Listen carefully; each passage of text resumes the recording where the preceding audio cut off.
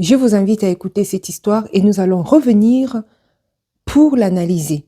Et surtout pour qu'on trouve ensemble des solutions. Moi, il faudra également aller dans les commentaires, me dire ce que vous en pensez. Je vous parle ici en tant que maman. Trouver des moyens, des réponses, à trouver des moyens pour s'en sortir. Allons-y, je vous la fais écouter et ensuite nous reviendrons. Bonjour, je m'appelle Thaïs, j'ai 10 ans. Je voudrais vous lire un texte que j'ai écrit avec ma maman. Depuis hier, je suis triste. Depuis plusieurs semaines, j'entends quelqu'un me dire bamboula, sale noire ou encore que j'ai été adoptée. Et hier, il m'a planté un compas dans le bras. J'ai déjà vécu une situation identique qui a été jusqu'à une tentative d'étranglement dans le car. Après des insultes et des menaces.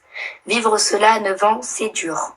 Je m'appelle Thaïs, j'ai 11 ans. Je suis un sale singe, un sale noir qu'on a bousculé et insulté jusqu'au 14 octobre où 3 individus m'ont frappé. Ils ont jeté toutes mes affaires scolaires dans les toilettes. J'ai été le dire au CPE, mais le CPE n'a rien fait, ni le collège. Ils n'ont eu aucune sanction et hier, en prenant mon bus, il est arrivé et m'a bousculé, m'a donné un coup de sac, j'ai réussi à m'attraper. Ma mère m'a emmenée aux urgences et a porté plainte aujourd'hui. J'espère que cela ne m'arrivera plus. Merci de m'avoir écouté. Bonjour Thaïs, merci d'être avec nous. Bonjour. À votre côté, votre mère. Thaïs, vous avez aujourd'hui 15 ans. Les faits que vous avez... Bon, il faut dire que la situation a été médiatisée. Donc, la maman et le jeune garçon qui aujourd'hui a 15 ans, qui s'appelle Thaïs, sont passés à la télévision. La situation a été vraiment largement médiatisée pour sensibiliser les gens pour cette histoire-là, parce que ça n'est pas normal que nos enfants vivent cela. C'était lorsque vous aviez 10, 11 ans? Oui, c'est ça, c'est quand j'ai été scolarisé en 6e. Et aujourd'hui, comment ça va, justement? Aujourd'hui, ça va beaucoup mieux, parce que j'ai pu reprendre là en septembre une scolarité normale au lycée. Je suis fait des amis, je suis très vite intégré, et puis ça se passe très bien. Pourquoi vous voulez revenir sur ce que vous avez subi, on l'a bien compris, un harcèlement fait d'injures racistes, de coups également, qui vous a rendu particulièrement triste, à tel point qu'à un moment donné, vous avez même eu des envies de suicide. Vous avez d'ailleurs fait une tentative de suicide. Pourquoi ce soir revenir sur ces épreuves? Parce que j'en ai longuement réfléchi et j'aimerais partager mon histoire et puis montrer que je suis pas seul, que je ne suis pas le seul à avoir été harcelé. Et je sais qu'aujourd'hui encore, malheureusement, il y a toujours des enfants harcelés. Et j'aimerais leur dire et leur montrer qu'on peut s'en sortir, que ça nous détruit pas pour toujours, mais que surtout il faut en parler. Il faut pas rester seul dans son coin, car c'est pas comme ça que ça va se régler. Et Élodie Pruvot, votre maman, est avec vous là. Bonsoir Madame Pruvot, merci vous aussi d'être en direct avec nous sur BFM TV. Que sont devenus les harceleurs de Thaïs déjà? Écoutez, les harceleurs, eux, sont restés au sein de l'établissement. Nous avons fait 2 dépôts de plainte qui ont été classés sans suite parce que mineurs de moins de 13 ans, donc pas de responsabilité pénale. Et de ce fait, eux sont restés au sein de l'établissement et Thaïs, pour sa sécurité et surtout, on va dire, le côté psychologique, lui a dû quitter l'établissement et faire 4 ans de scolarité à la maison avec le CNED. Oui. 4 ans de scolarité avec le CNED à la maison. 4 ans de scolarité pour un enfant qui n'a pas du tout demandé à être déscolarisé à la maison. D'accord? Donc, c'est vraiment un énorme préjudice. Nous devons trouver des solutions quand on se trouve dans des situations pareilles. Nous devons forger nos enfants. Les parents africains doivent, ou alors les parents qui vivent ces situations-là, parce qu'elle n'est pas du tout africaine. Mais elle a eu, si on peut dire ça, le malheur. Je dirais plutôt ça positivement, très positivement, parce qu'on aime bien ce qu'on est. Elle a eu le bonheur d'être avec un Africain. Et donc, ils ont eu un enfant métis.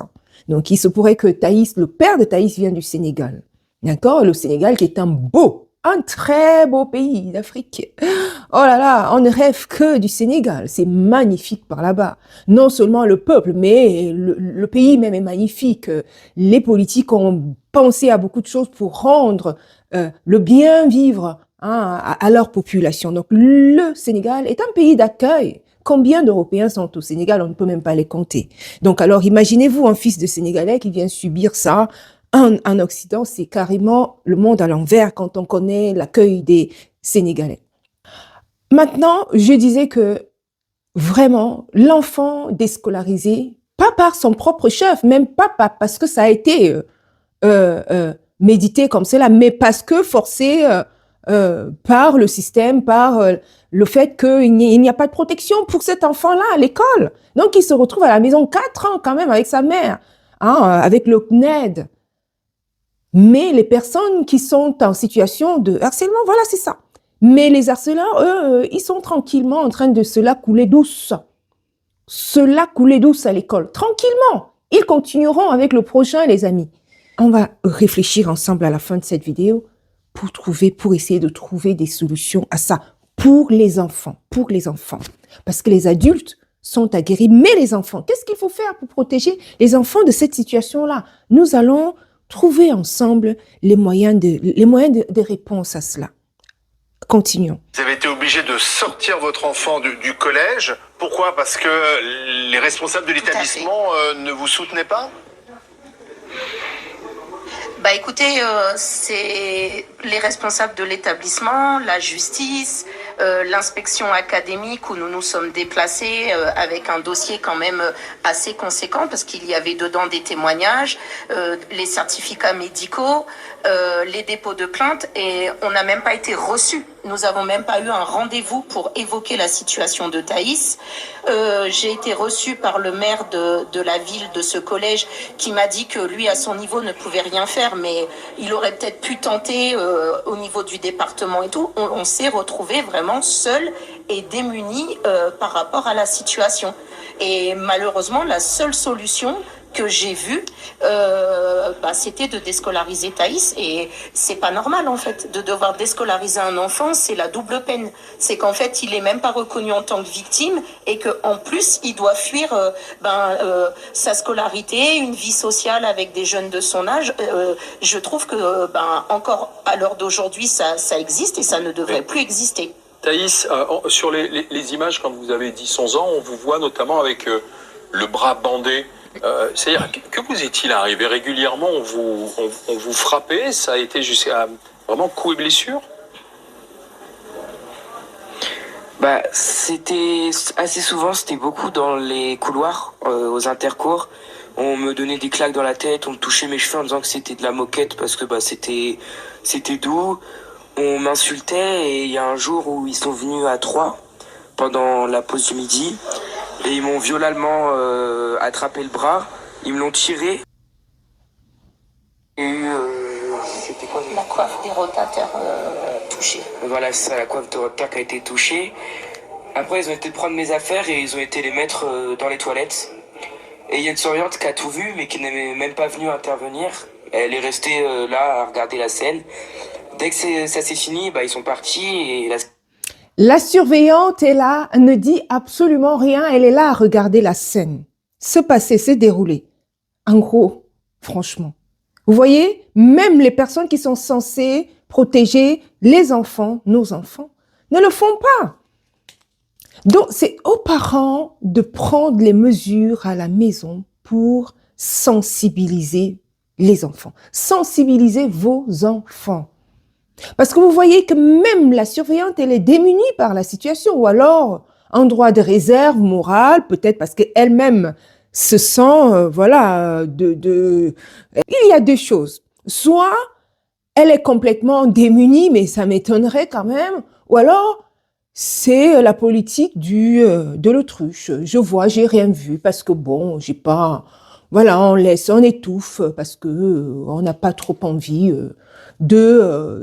voilà, on aime ce qui se passe. Disons que on est d'accord avec ce qui se passe quand même, hein. Mais bon, tant mieux que ce soit entre les enfants. Donc, ça accompagne un petit peu nos idées, quoi. Nos idées sont accompagnées, c'est pour ça qu'on se réserve de ne rien dire. Qui ne dit rien consent. Qui ne dit mot consent. C'est un peu ça, vous voyez, même là où les enfants sont censés être protégés, ça ne se passe pas. La surveillante, ni vu ni connu. On se la boucle, d'accord? Peut-être que vous également, de la diaspora, ou alors même pas de la diaspora, que vous, peu importe, parce que là, vous voyez que c'est pas vraiment une maman africaine. Là, il s'agit d'une maman française qui parle. Donc, c'est dans les deux sens. Il y a vraiment, c'est un souci, un problème qui peut véritablement toucher un grand nombre de personnes.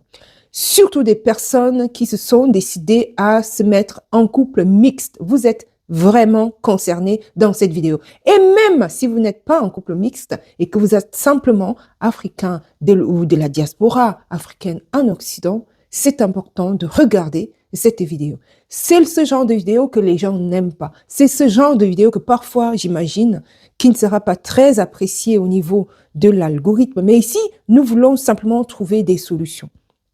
Parce qu'on voit bien que c'est une situation qui est là. Il faut pouvoir trouver des solutions simples. Comment faire pour, en tant que parent, pour aider vos enfants qui traverseraient ces situations-là? Les enfants sont démunis, ils sont encore petits. Nous, on a grandi, on est aguerris quasiment à ces situations-là.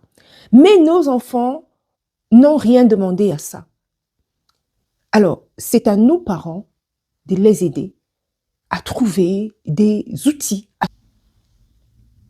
La surveillante est venue, elle m'a dit d'aller ramasser mes affaires dans les toilettes. Du coup, c'est ce que j'ai fait et j'ai continué la journée en ayant mal au bras, sans même voir personne. Et c'est Oui. Pourquoi vous étiez pris pour cible? Sans voir personne, je me permets d'arrêter encore ici. L'enfant vient d'être attaqué, la surveillante a vu et l'on laisse comme ça l'enfant jusqu'au soir, sans que l'enfant ne voit personne, ni l'infirmière, ni rien du tout. Vous, comment trouvez-vous cette situation-là? Comment la trouvez-vous? Vous trouvez que c'est normal? C'est normal, ça? Donc, c'est à vous, parents, de sensibiliser vos enfants à la maison, de leur donner des outils de défense, de réponse, de discuter avec vos enfants. Vous voyez là? La surveillante ne l'amène pas vers l'infirmerie. Et ça, c'est à 11 ans, hein, 10, 11 ans. Donc, il est encore petit, quoi. Non, l'enfant a souffert jusqu'au soir, jusqu'à son retour à la maison, avec un bras bandé. Il est avec un bras bandé sur cette vidéo. Donc, ça veut dire que la maman l'a amené certainement à l'hôpital après. Vous vous rendez compte? Donc, ça veut dire que c'est une négligence consentie vis-à-vis de nos enfants, on va dire. Une vraie négligence assumée. On ne fait rien. Et c'est à toi, parent, quand ton enfant rentre le soir, c'est là où tu te rends compte, ah, mon enfant n'a pas été bien à l'école. Il faut être en alerte.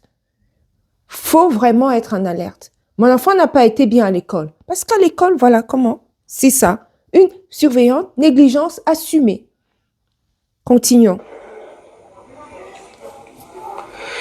C'était par rapport à ma couleur de peau. C'est... On vous l'a fait comprendre. Il y a eu des Quand insultes c'était racistes. ça Oui, voilà, c'est ça. Oui, voilà, ça. Il y a eu beaucoup d'insultes racistes. Des insultes également concernant votre mère? Oui. On avait dit que ma mère... Enfin, comment dire, que j'ai été adoptée parce que ma mère était blanche. On a dit que ma mère... Je sais pas si j'ai le droit de dire les insultes. Allez-y, oui. Pour qu'on comprenne bien. Tu dis la première lettre. On a dit que ma mère c'était une pute parce que elle sortait avec un noir et qu'elle avait eu un enfant noir alors qu'elle était blanche. Vous avez même été étranglé dans un bus scolaire.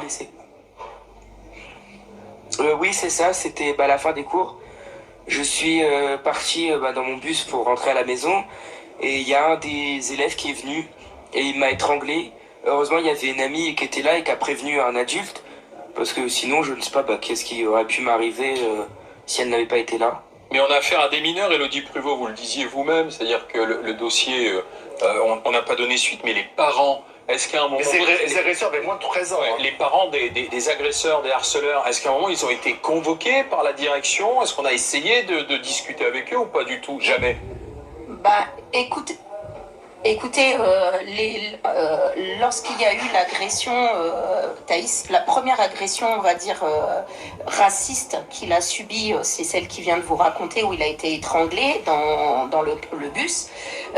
Les parents sont quand même venus jusqu'à devant notre domicile nous dire que voilà, ils votaient un certain parti politique et ça a été voilà, des insultes, des menaces, et ils ont même été jusqu'à aller à l'école pour demander à ce que Thaïs soit exclue de la classe. Attendez, Attendez, Madame Pruvot, qu'on comprenne bien. C'est-à-dire, les parents des harceleurs sont venus devant chez vous.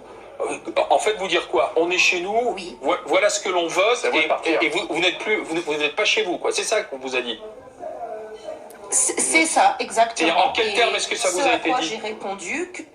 En quels termes ça vous a été dit précisément? On m'a dit clairement,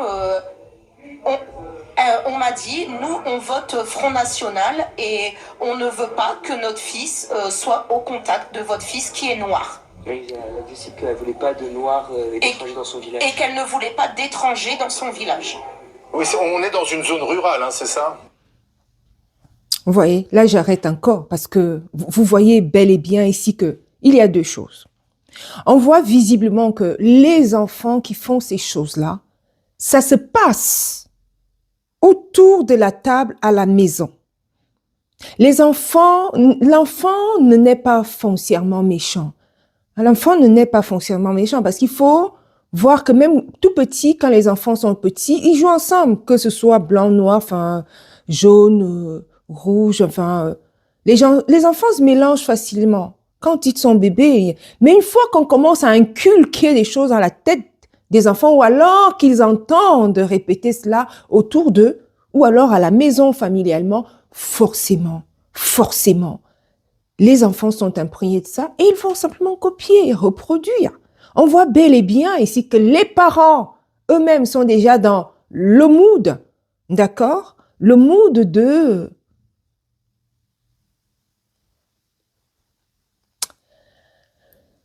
Donc, à partir de là, les enfants baignent dedans, c'est normal, et ne font que reproduire ce qui se passe à la maison, ou alors ce qu'ils entendent. Même hors de la maison, on a beaucoup les médias, enfin bref, ça y va hein, à fond. Hein. Donc, on comprend bel et bien ici que ça se passe d'abord déjà à la maison. Et encore, la meilleure arrive. La meilleure, c'est que les parents viennent dire à la maman qui se plaint qu'on ne veut plus de ton enfant à l'école. On ne veut pas que ton enfant se colle à notre enfant. Parce que sa peau, voilà, on ne veut pas du tout qu'il y ait un contact entre ton enfant et les nôtres. Parce qu'il n'y a aucune ressemblance. C'est quand même grave, les amis. On est vraiment loin, en fait. Hein. Mais bon, on va essayer de trouver les solutions, les amis. Allons-y, continuons. On est dans une zone rurale de l'Oise, mais quand même à proximité de grandes villes. On n'est quand même pas dans des campagnes isolées, et c'est quand même, j'estime que même à notre époque, zone rurale ou pas, tenir ce genre de discours, ça n'a pas lieu d'exister en fait. Il a raison. Surtout que, comme je l'ai dit, mon fils a beau avoir une couleur un peu plus foncée, il en demeure pas moins français. Et justement, est-ce que cette montée, puisque vous dites que ces gens-là sont venus revendiquer le fait d'être du Rassemblement national, donc ça vous inquiète ce que l'on voit, cette radicalisation, cette montée des voix RN? Écoutez, ça m'inquiète dans le sens où... Après, les gens sont libres. Je ne comprends pas qu'on de voter puisse, qui il veut voilà, là. Écoute. vouloir Mais tant que le dénoncer respect un enfant reste, de la classe parce que il a une couleur un peu plus pigmentée que le reste de la classe et que on ne s'intéresse même pas à l'histoire, on va dire, des origines. Parce que certes, Thaïs est d'origine sénégalaise, mais son beau-père est d'origine martiniquaise et jusqu'à preuve du contraire, la Martinique, voilà, c'est les dom-toms. Donc, ce qui est après, bon, là, ça pousse visiblement la maman à se justifier. Elle n'a même pas besoin de se justifier par rapport à ses choix. Elle a choisi d'être avec un Sénégalais avec qui elle a eu un enfant. Elle choisit en plus d'être avec un Martiniquais. Elle n'a pas besoin de justifier ça. Elle n'a vraiment pas besoin de le justifier. Ce sont ses choix. Hein? Et c'est aux gens de comprendre que vraiment, là, on voit également que c'est les petits gens. C'est des gens qui ne sont pas allés ailleurs, en toute honnêteté. Mais je pense également que les gens qui pensent de cette manière, qui pensent que les autres ne valent rien, c'est des gens qui n'ont pas voyagé et qui sont restés dans leur petit village et pensent que le monde tourne autour de leur petit village. Il faut que ces gens-là aillent un petit peu ailleurs et voient ce qui se passe dans d'autres pays, dans d'autres continents, dans d'autres contrées et voir que là où ils sont, c'est trop petit, c'est même trop minable, c'est même trop niais. Ailleurs, ça se passe. Hein. Ailleurs, ça se passe. Hein. C'est simplement parfois le destin qui amène les gens à aller dans d'autres contrées. Il y a des situations difficiles que les gens vivent. Voilà. Et puis les choix personnels également. Hein. Le monde n'est pas une prison où on est obligé que de rester là, tout le monde. Non, le monde est ouvert. C'est pour ça que les migrations et l'immigration existent. C'est-à-dire les possibilités, les droits des Nations Unies. C'est-à-dire tu as la possibilité de voyager partout dans le monde. Donc ça n'est pas pays, c'est pas des bunkers, un petit peu des clusters qui sont un petit peu à gauche, à droite. Non, c'est un monde interconnecté, interchangé, intermouvement, donc interculturel, embrassage. Hein. N'en déplaise à ceux qui ne l'apprécient pas, mais simplement à ceux qui ne l'apprécient pas de l'accepter tel quel. Hein. Pourquoi est-ce qu'on accepterait d'autres choses et on n'accepte pas que ça existe, qu'il y ait des personnes qui se décident à se mettre ensemble, qui ne sont pas des mêmes origines, eh bien, pourquoi ça ne serait pas accepté? Surtout dans ces pays occidentaux, pourquoi ça ne serait pas accepté? Vous avez bien compris que dans ma précédente vidéo, je disais que là, il s'agissait d'une petite fille de 6 ans, si je ne m'abuse, la petite Luna. Mais écoutez, c'est une maman également qui se plaignait. Vous comprenez que ce n'est pas un cas isolé. Donc, les personnes choisissent de vivre leur vie. Bon, ça amène la maman à se justifier. Écoutez, je continue la vidéo, elle est pratiquement terminée et ensuite on viendra aux solutions. Préjudiciable aussi, c'est que les gens n'ont pas de culture, n'ont pas un minimum de savoir et qu'ils ne s'intéressent même pas. C'est juste vous avez une couleur un peu plus foncée, donc automatiquement vous n'avez pas votre place dans la société. Je trouve que c'est quand même très très réducteur en fait. Thaïs, aujourd'hui vous êtes au lycée, c'est ça? C'est réducteur de dire à Thaïs. Oui, c'est ça. Donc ça se passe bien au lycée? Il n'y a plus de harceleurs? Oui, ça se passe très...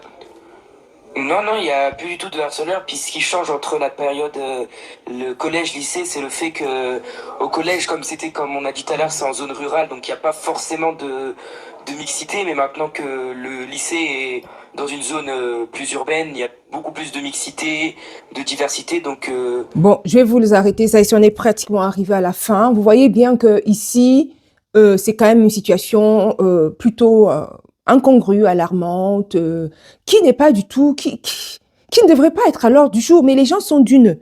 Oh là là, excusez-moi, mais les gens sont d'une... Je n'ose pas prononcer les mots dans cette vidéo, mais quand même, j'ai envie de le dire. Mais quand même, on est dans un monde... Quand même, ça fait mal au cœur. Hein. Ça fait vraiment mal au cœur.